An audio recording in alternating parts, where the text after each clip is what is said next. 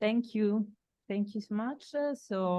First of all, I want to thank the organizer for having invited me, because it is a very nice opportunity, and it was great to listen to the talk today.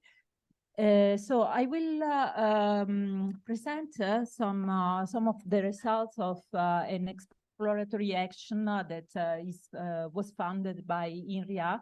It is a type of project that Inria want to push in order to give the possibility to researchers to work on new and unexplored subject of research. Here are the results of ETICAM. Most of them are part of a PhD thesis and the contribution of a postdoc. Okay, as you can see, and I believe that since yesterday and today you saw several times the representation of the potentiality of reconfigurable intelligent surface, both indoor and outdoor. So at the beginning of this project, we decided to consider reconfigurable intelligent surface for outdoor wireless communication. And we started to figure out how this type of infrastructure can be benefic for the wireless communication technologies. And above all, in terms of coexistence, I'm currently working on coexistence and interaction of conventional and unconventional wireless communication. But for the specific results I will present today, I will just talk about coexistence with the conventional wireless communication, namely 5G or Wi-Fi. And what we consider is the possibility to have some advantage through the RIS in the context of non-line of sight application. Even though there are several types of functionality that can be included in the RIS, we just focused on beam steering. So, as you can see, we focused mostly on a urban scenario, and I will be back on the concept later on, because we try to understand also how we could integrate the RIS application with existing infrastructure in the context of urban scenario, like, for example, computer vision. So, in order to start the different activity of this project, the first point was to think about some meta-atom, some unit cell. And we decided to put ourselves in the context of mmWave. We designed in the laboratory, just from a simulation point of view, different type of meta-atom working in 5.9 gigahertz and in terahertz. But we also considered the mmWave in order to figure out how it can be contextualized with the 5G architecture. And when we started to search for the specific features that we wanted to include in our project, we didn't find, it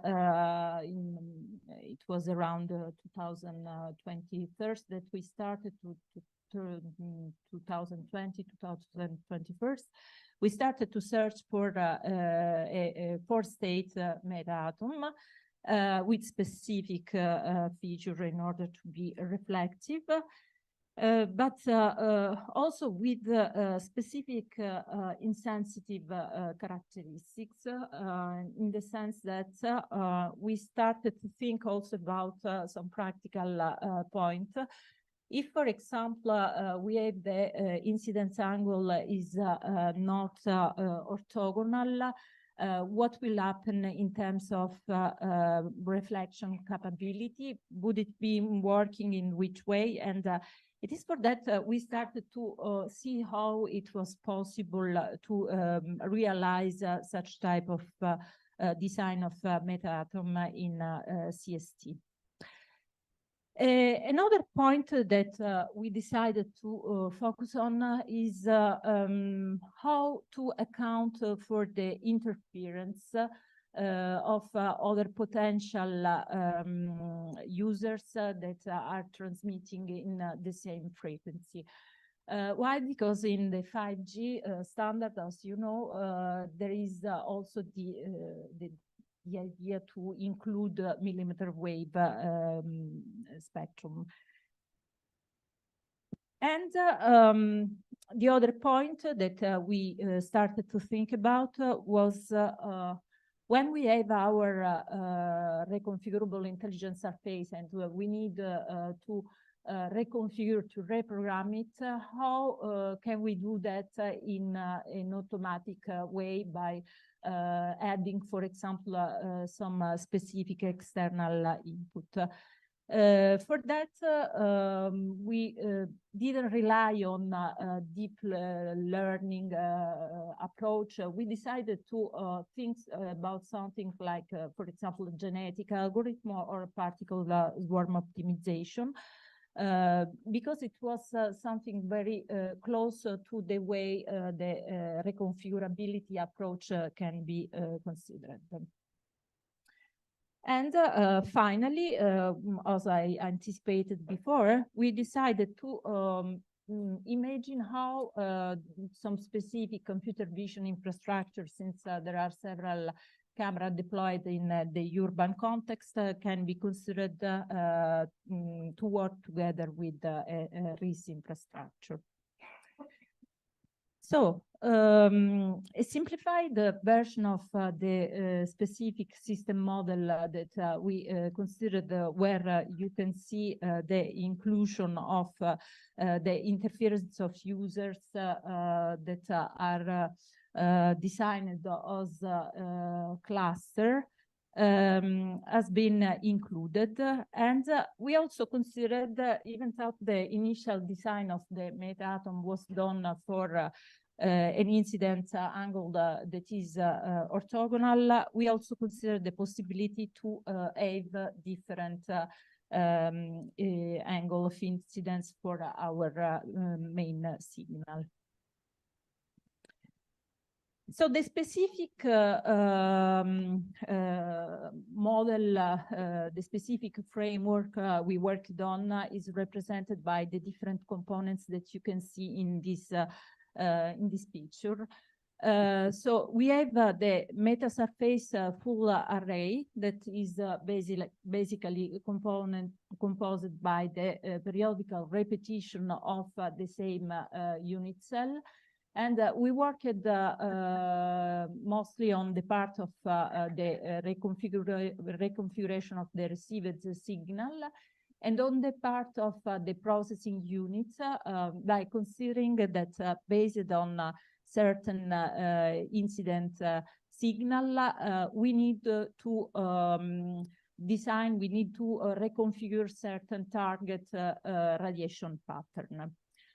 This is done through an FPGA that automatically is fed with the results, the outcome of the processing unit, and will change the voltage value in order to reprogram our reconfigurable intelligent surface. So we started then to think about different type of meta-atom design. And one of the points that we wanted to consider is also the number of pin diode to be included in our unit cell. Simply because by exchanging with some of the colleagues, it was clear that the most we include number of pin diode, the most the cost associated with the RIS is. And of course, in the context of the urban scenario, if we imagine to deploy several, it is something that need to be considered. It was possible to design atom at 4 states with here you see the representation with diodes in off states, and we also consider normally in CST it is represented through ideal on-off circuit.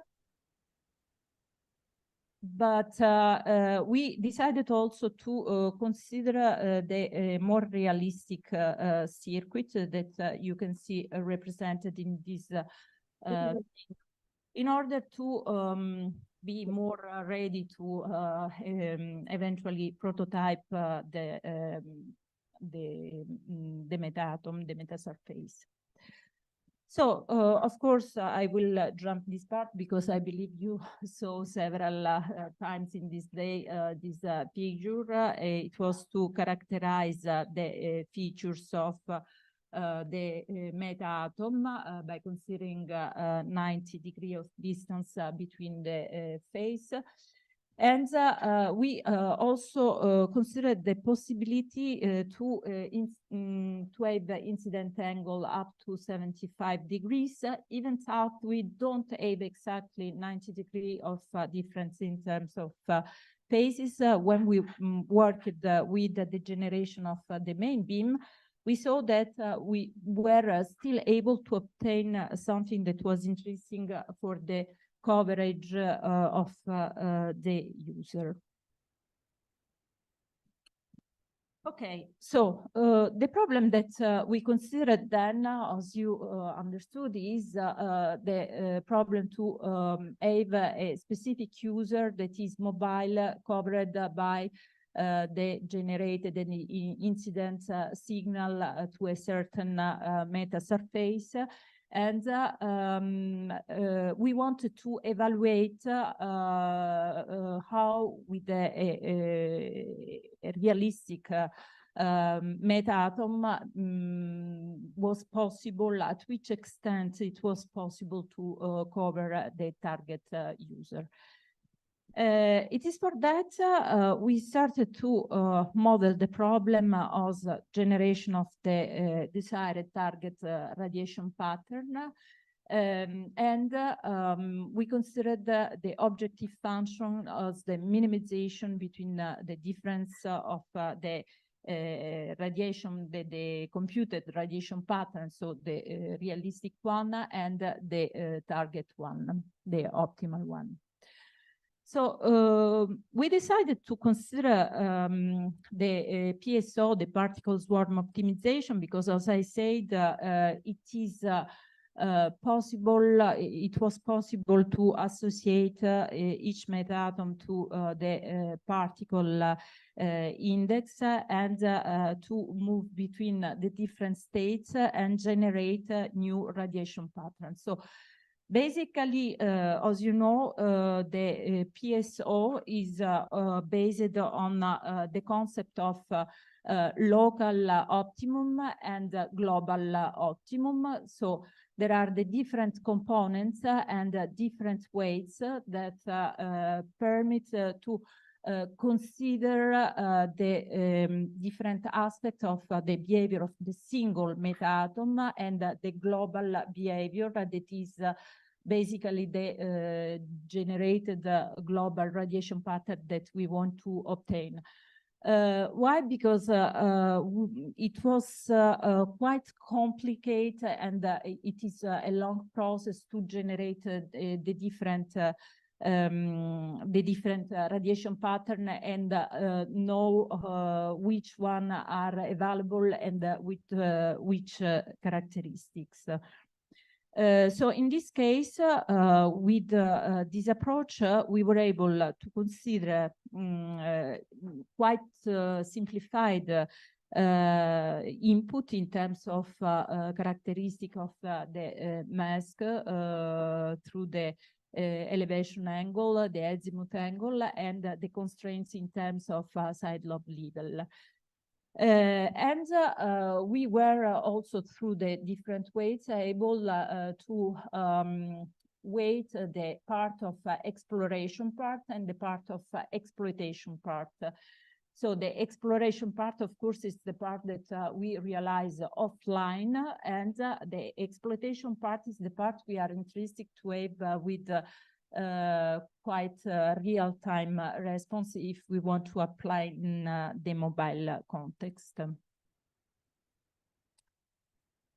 So we also considered the fact that, as I said before, we can have interference that we modeled only for the part between the transmitter and the RIS.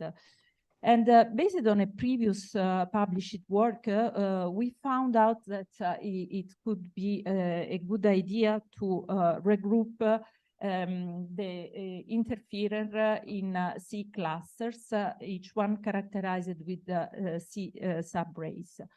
So the evaluation was done by considering the number of subrays ranging from 1 to 30. Of course, the evaluation was done by considering different values, 5, 15, and 30 in this case. And the part of the azimuth departure angle of the subrays follow a Laplacian distribution, while the elevation departure angle are conditionally Laplacian with certain. So basically, I will present then the results that are concerning the unit logic where we implemented the particle swarm optimization. And the constraints that we considered is that the side lobe have to be smaller than 0.5. For the specific application case, so a mobile user that is moving on a straight way, we consider that the interval of interest is between 212 degree and 340 degree for the azimuth angle. So what we considered in terms of performance evaluation is the difference between the angles of the obtained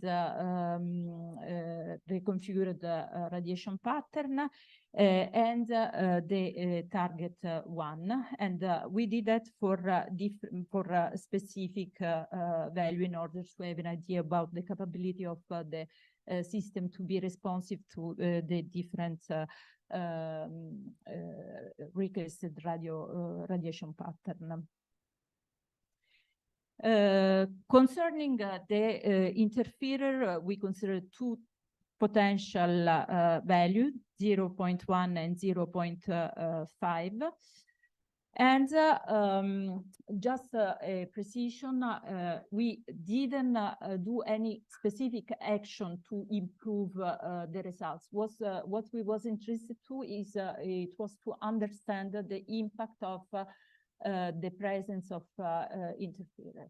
So as you can see in at the left picture, when we consider the presence of interferer, for most of the situation, it is not possible to make the selection of an available reconfigured radiation pattern. This means that in the case of, this was in the case of 30 degrees. So the interferer are incidents with an incident angle of 30 degrees. This means that based on the constraints that we have considered for the radiation pattern, in the presence of interferer, we are not able to select valid radiation pattern with this specific design of meta-atom of meta-surface. The other point, the other interesting point was that when we consider the incident angle of the scatterer is far, we have less impact on the side lobe level, so we are still able to find a valuable radiation pattern configuration. We also evaluated the impact in terms of angle when we have the interferer. In this case, we didn't consider two different, we considered, but I'm presenting here the results related to 30 degrees for both with a different number of scatterers. Because we were mostly interested to understand if there is actually an impact on the angle when we have the interferer and with the different power of the incident signal. And concerning the angle, we didn't find meaningful, a real trend, let's say. So we cannot, we had just one, for one angle, we had a very big deviation, but not for the other.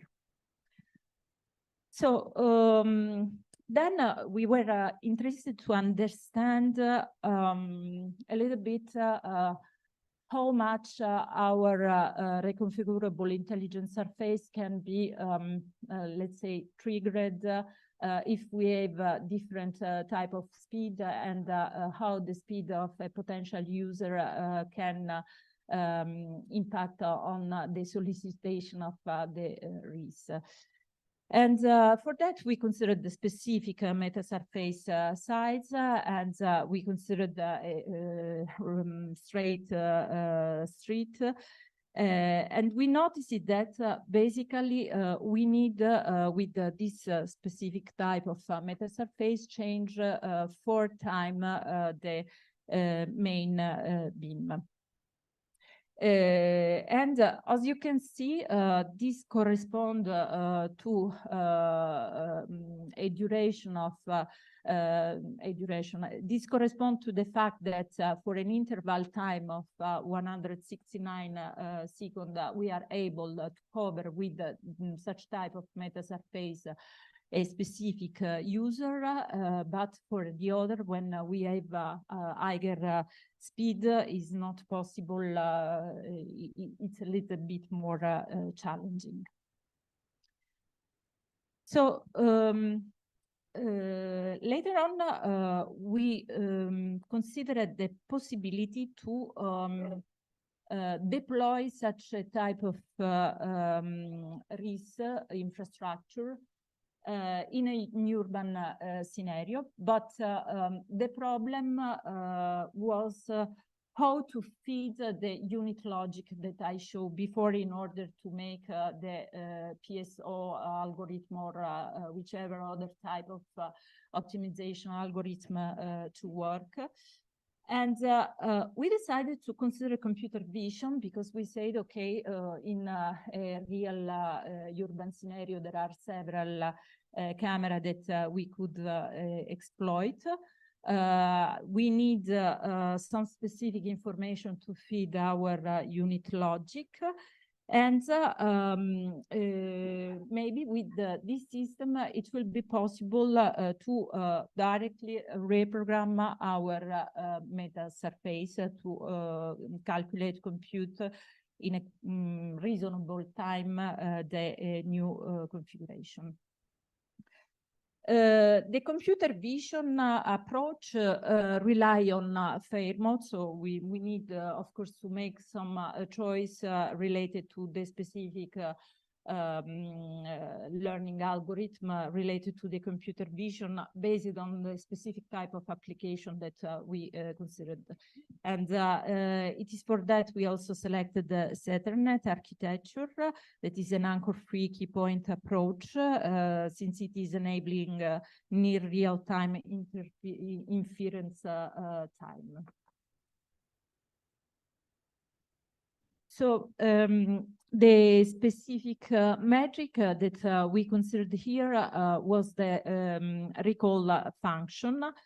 Why? Because basically we imagined that we have a target user and we need to be able to have the information related to this target user, and if we miss some person, some target user, this will be translated with no service for this user. The recall function, it is the right metric to give us information related to potential missing people detection. Here I'm just showing one of the video that we considered. We evaluated also other type of video with different context. And we considered the possibility to deploy the RIS infrastructure on these are small RIS that we considered, of course, on different parts of the city. And in order to be able to make more or less a fair evaluation of the impact, we needed also to include the different type of source of error. And the first one is related to the computer vision itself, because of course there is a calibration phase that we need to consider based on a certain number of reference points. And we, based on the type of choice that we did for the computer vision approach, we measured this error, the average error that we can have in the case of a percentage error delta in the reference point. And these are the results, and this is what we included for the final evaluation as well. The other problem is that when a mobile user is moving, there is also an error that is due to the processing time between the image detection and the user detection. So this is related to the mobility of the users, of course, but it's also related to the capacity of the machine that we are considering. It is for that we have an error position estimation that we have to account to for evaluating more correctly the approach. And we compared it with the other approach available in literature. We considered different capacity of our computer vision system to process the frame. We needed to stay around 4 degrees, 6 degrees in order to not be in a big error in the final evaluation of the radiation pattern to be calculated. It is for that in the choice of the different parameter, we accounted also for this type of error. The other source of error that we considered is related to the PSO approach itself, because the meta-atom, the meta-surface that I showed, is not possible to obtain the main beam in a continuous way, and they are not regular. So at different angle, we have a main beam with different characteristics. So basically, there is an error also related to the PSO itself that just alone would not be able to generate the perfect solution. for the characteristic of the meta atom. And then we considered this metric, the target deviation, that is based on is encompassing all the source of error that I mentioned before. And this will this represents the difference between the angles of the optimal radiation configuration, radiation pattern configuration, and the real one that we obtain when we consider all these factors.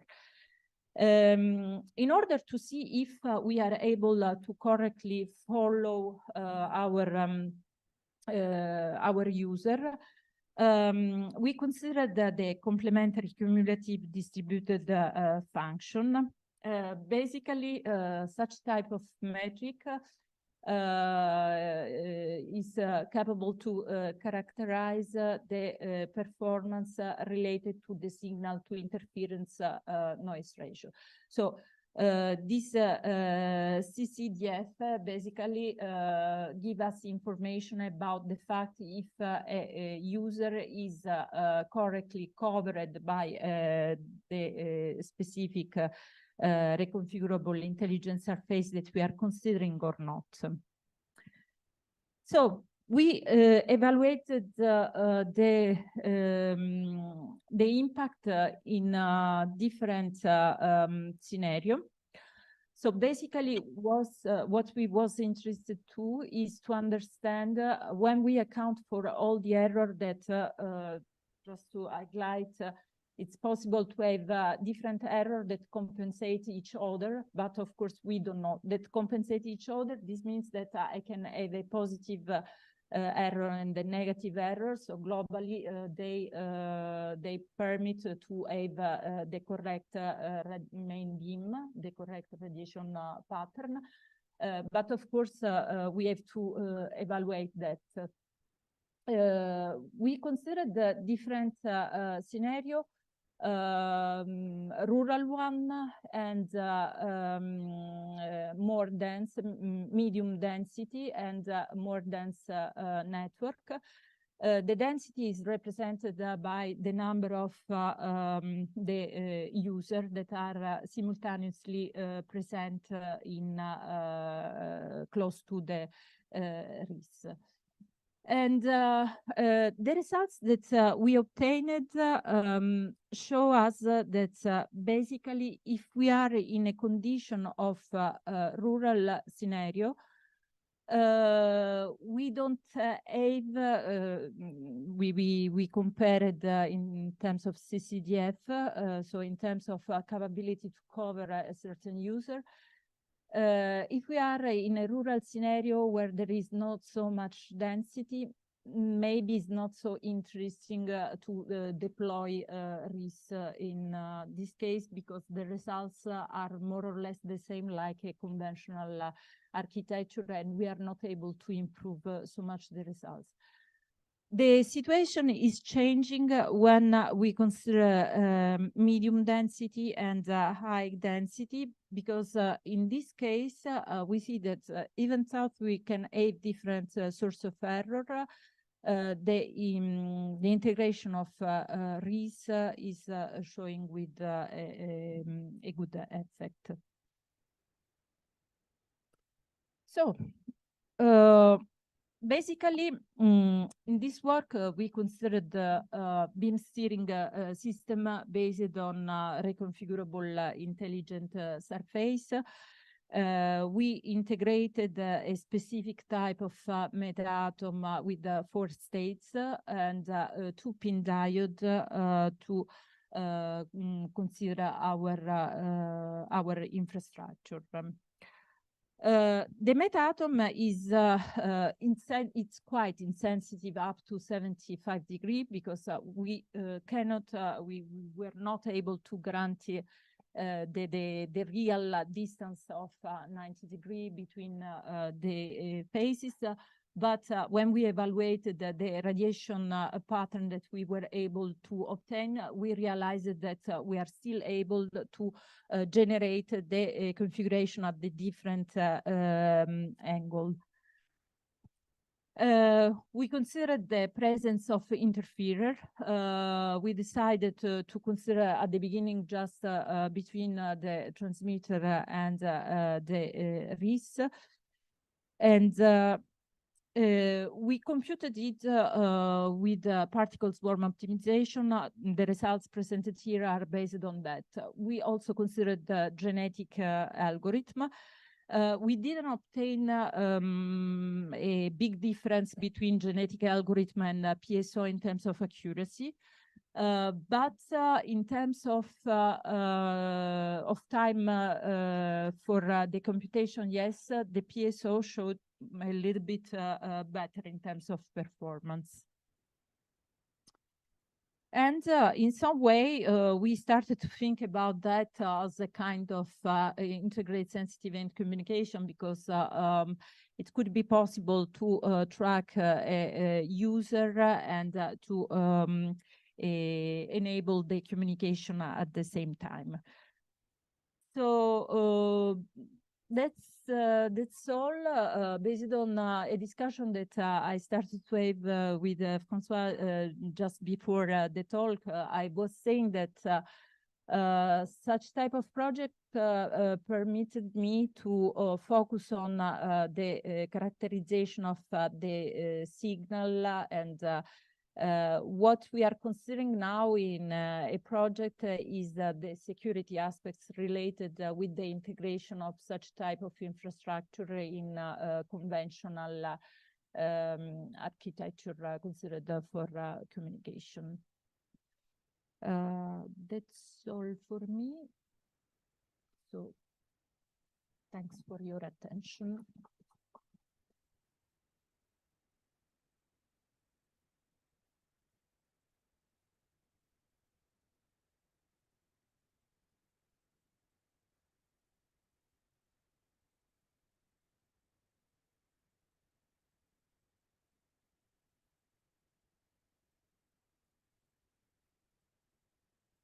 Thank you for the presentation. I have just a question about the computer vision part.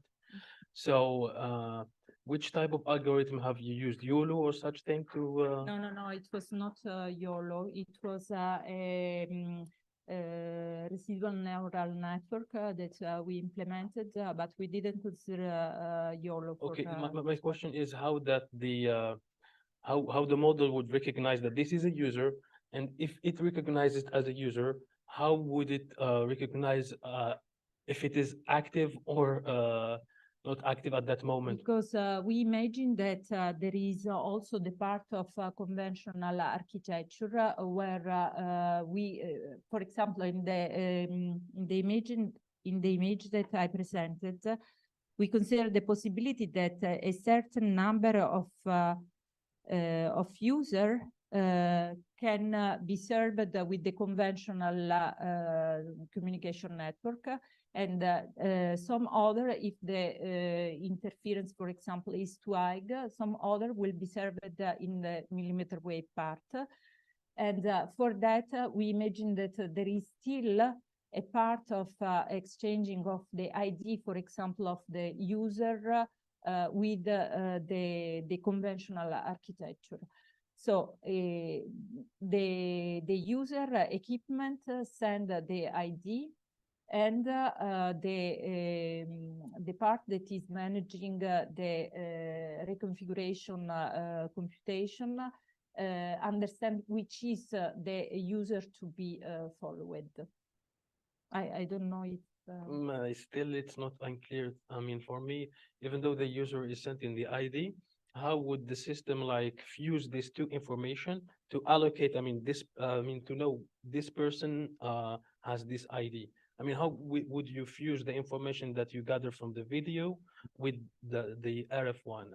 But the video is capable to send to detect the user, and eventually also to include a type of information regarding the specific user. But I mean, if there is someone who is just walking and appears in the video, but he's not communicating, he's not, how would the video recognize that he is not communicating? Because it is combined with is like when you send, when you use your user equipment, you are sending the information, the request. When you start your call, you send message to the conventional network.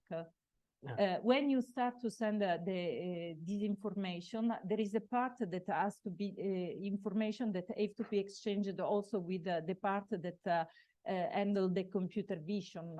So is separated, but they have to be connected. So we didn't work exactly on all the parts, but we imagined that it can be realized in this way. The overhead in this case will be extremely high. I mean, we add a lot of overheads to the signal. I don't think. Why do you think there is a lot of overhead? It should come from where? From the video first, and from the signaling that we used to recognize. But the video is existing. We imagined that the video is existing in any case. We considered the urban scenario where you already have a camera to make surveillance. So we don't deploy video camera infrastructure explicitly for that. Okay, thank you. You have a question in the room?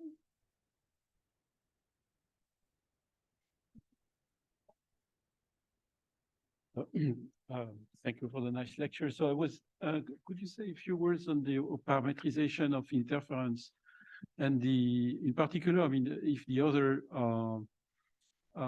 base stations also have RISs, right? You might, I mean, this might also influence the structure of the interference. So it's a sort of coupled problem. What do you mean exactly? So what is the influence of the, so how do you parameter the interference, assuming that RISs are used throughout, including in other base stations? But the interference, I'm not sure I got your question, but we consider that we can have other user that transmit at the same time close to the RIS.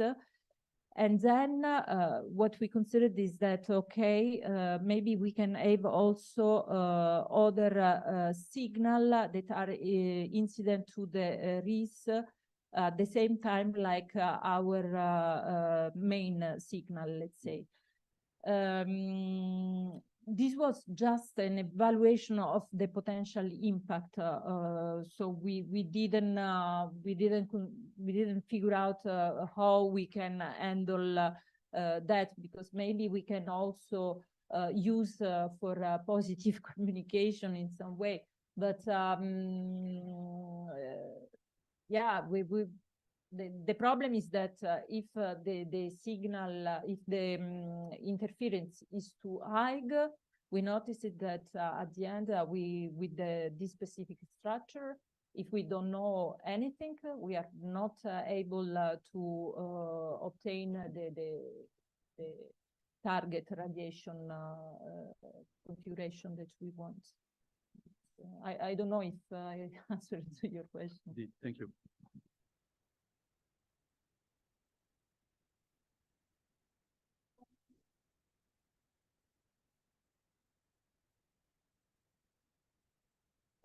Thank you.